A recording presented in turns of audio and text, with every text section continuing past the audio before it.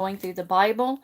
Today we're going to be reading in Exodus chapter 23, starting in verse 14 through Exodus chapter 25 to verse 40, Matthew chapter 24, verses 29 through 51, Psalm chapter 30, verses 1 through 12, and Proverbs chapter 7, verses 24 through 27.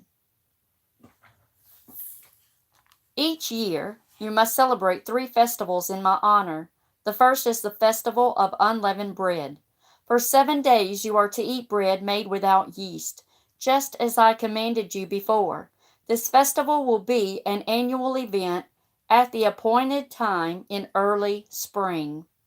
For that is the anniversary of your exodus from Egypt. Everyone must bring a sacrifice at that time. You must also celebrate the festival of harvest, when you bring me the first crops of your harvest. Finally, you are to celebrate the festival of the final harvest at the end of the harvest season.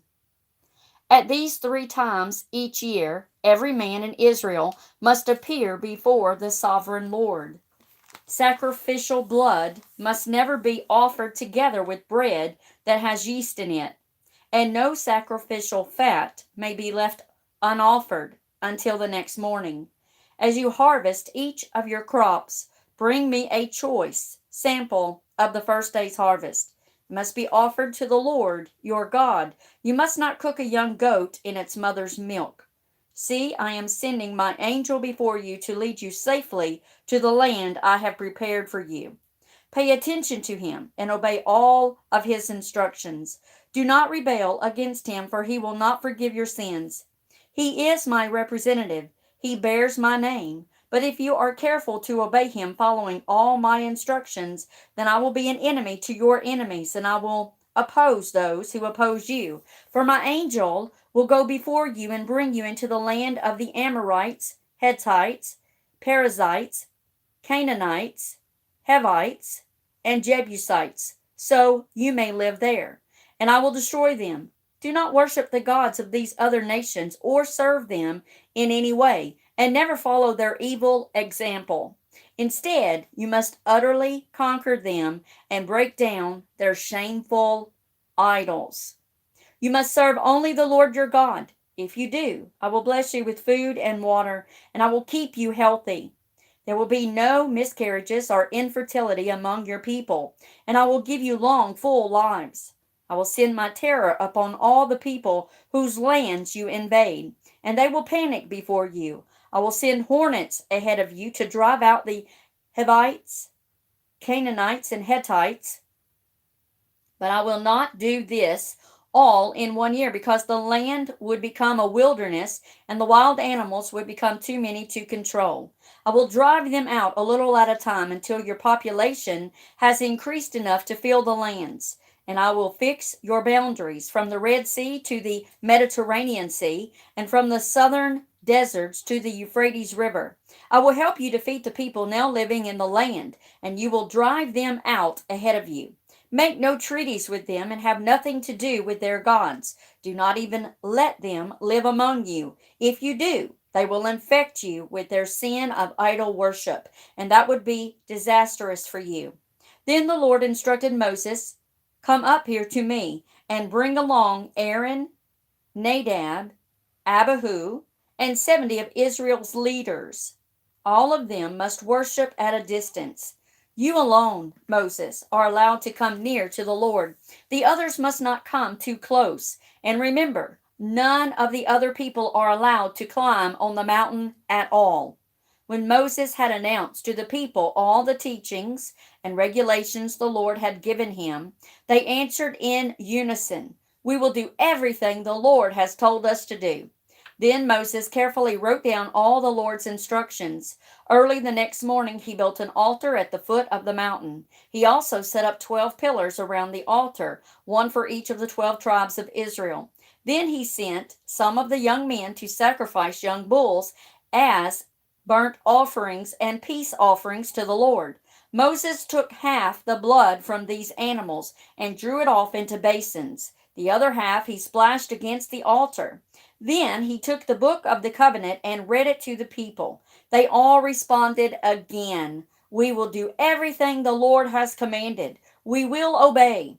Then Moses sprinkled the blood from the basins over the people and said, "This blood confirms the covenant the Lord has made with you in giving you these laws." Then Moses, Aaron, Nadab, Abbahu, and 70 of the leaders of Israel went up the mountain. There they saw the God of Israel.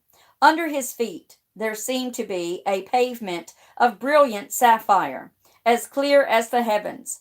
And though Israel's leaders saw God, he did not destroy them. In fact, they shared a meal together in God's presence.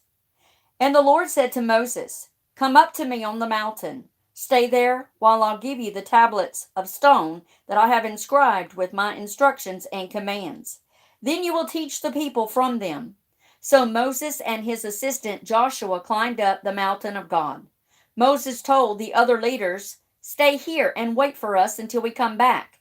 If there are any problems while I am gone, consult with Aaron and Hur, who are here with you." Then Moses went up to the mountain, and the cloud covered it, and the glorious presence of the Lord rested upon Mount Sinai, and the cloud covered it for 6 days. On the seventh day the Lord called to Moses from the cloud. The Israelites at the foot of the mountain saw an awesome sight.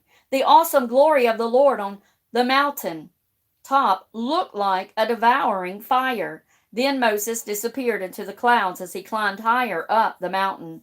He stayed on the mountain 40 days and 40 nights. The Lord said to Moses, "Tell the people of Israel that everyone who wants to may bring me an offering. Here is a list of items you may accept on my behalf: gold, silver, and bronze, blue, purple, and scarlet yarn, fine linen, goat hair, fur cloth, tanned ram skins, and fine goatskin leather, acacia wood, olive oil for the lamps, spices for the anointing oil, and the fragrant incense, not fragment, the fragrant incense, onyx stones, and other stones to be set in the ephod and the chest piece. I want the people of Israel to build me a sacred residence where I can live among them. You must make this tabernacle and its furnishings exactly according to the plans I will show you. Make an ark of acacia wood, a sacred chest, 3 3/4 feet long, 2 1/4 feet wide, and 2 1 feet high. Overlay it inside and outside with pure gold, and put a molding of gold all around it. Cast 4 rings of gold for it, and attach them to its 4 feet, 2 rings on each side. Make poles from acacia wood and overlay them with gold. Fit the poles into the rings at the sides of the ark to carry it. These carrying poles must never be taken from the rings. They are to be left there permanently. When the ark is finished, place inside it the stone tablets inscribed with the terms of the covenant, which I will give to you. Then make the ark's cover, the place of atonement, out of pure gold. It must be 3 3/4 feet long and 2 1/4 feet wide. Then use hammered gold to make 2 cherubim and place them at the 2 ends of the atonement cover. Attach the cherubim to each end of the atonement cover, making it all one piece. The cherubim will face each other, looking down on the atonement cover with their wings spread out above it. Place inside the ark the stone tablets inscribed with the terms of the covenant, which I will give to you. Then put the atonement cover on top of the ark. I will meet with you there and talk to you from above the atonement cover between the gold cherubim that hover over the ark of the covenant. From there I will give you my commands for the people of Israel. Then make a table of acacia wood, 3 feet long, 1 1/2 feet wide, and 2 1/4 feet high. Overlay it with pure gold and run a molding of gold around it. Put a rim about 3 inches wide around the top edge and put a gold molding all around the rim.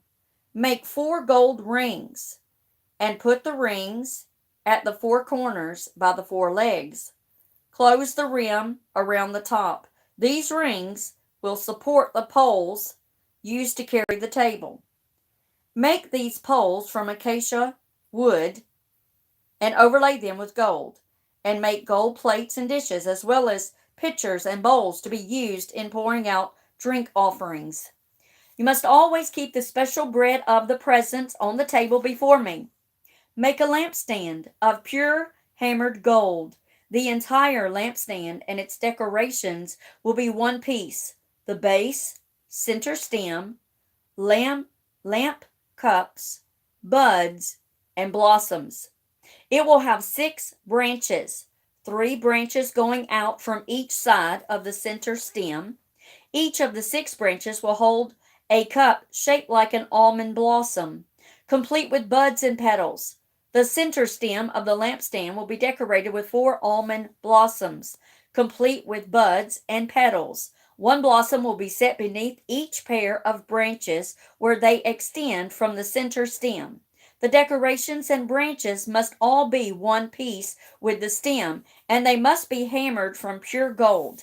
Then make the 7 lamps for the lampstand, and set them so they reflect their light forward. The lamp snuffers and trays must also be made of pure gold. You will need 75 pounds of pure gold for the lampstand and its accessories.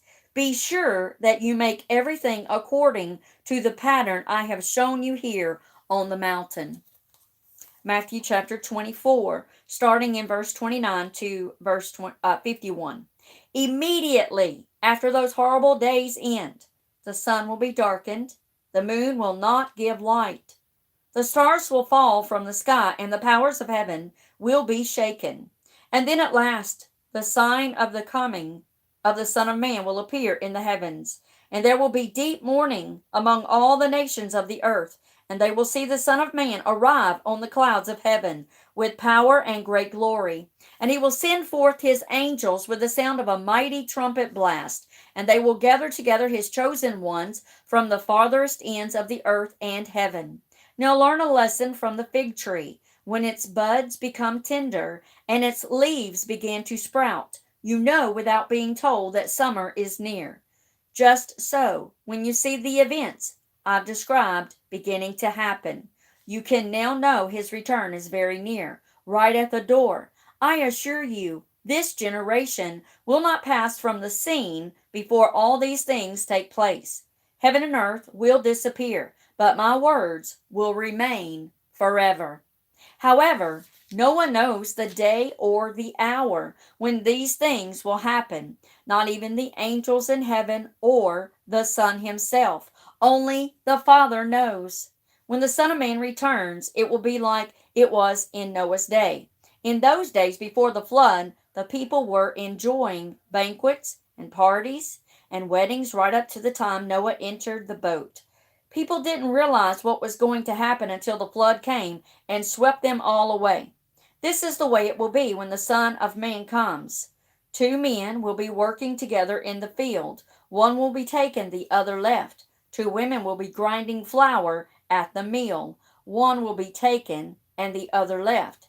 So be prepared, because you don't know what day your Lord is coming.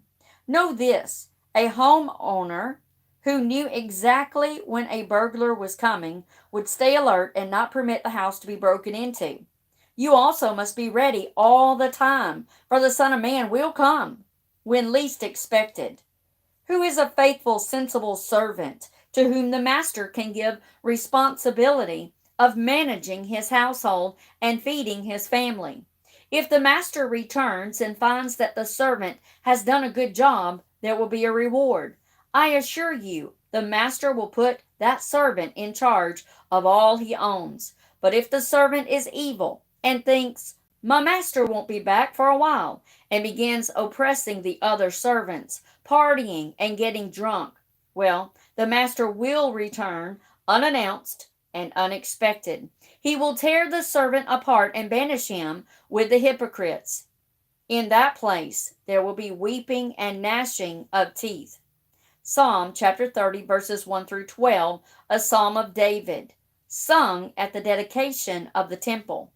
I will praise you, Lord, for you have rescued me. You refuse to let my enemies triumph over me. O Lord my God, I cried out to you for help, and you restored my health. You brought me up from the grave, O Lord. You kept me from falling into the pit of death. Sing to the Lord, all you godly ones. Praise his holy name. His anger lasts for a moment, but his favor lasts a lifetime. Weeping may go on all night, but joy comes with the morning. When I was prosperous, I said, nothing can stop me now. Your favor, O Lord, made me as secure as the mountain. Then you turned away from me, and I was shattered. I cried out to you, O Lord. I begged the Lord for mercy, saying, what will you gain if I die? If I sink down into the grave, can my dust praise you from the grave? Can it tell the world of your faithfulness? Hear me, Lord, and have mercy on me. Help me, O Lord. You have turned my mourning into joyful dancing. You have taken away my clothes of mourning and clothed me with joy, that I might sing praises to you and not be silent. O Lord my God, I will give you thanks forever. Proverbs chapter 7, verses 24 through 27. Listen to me, my sons, and pay attention to my words. Don't let your hearts stray away toward her immoral woman. Don't wander down her wayward path, for she has been the ruin of many. Numerous men have been her victims. Her house is the road to the grave. Her bedroom is the den of death.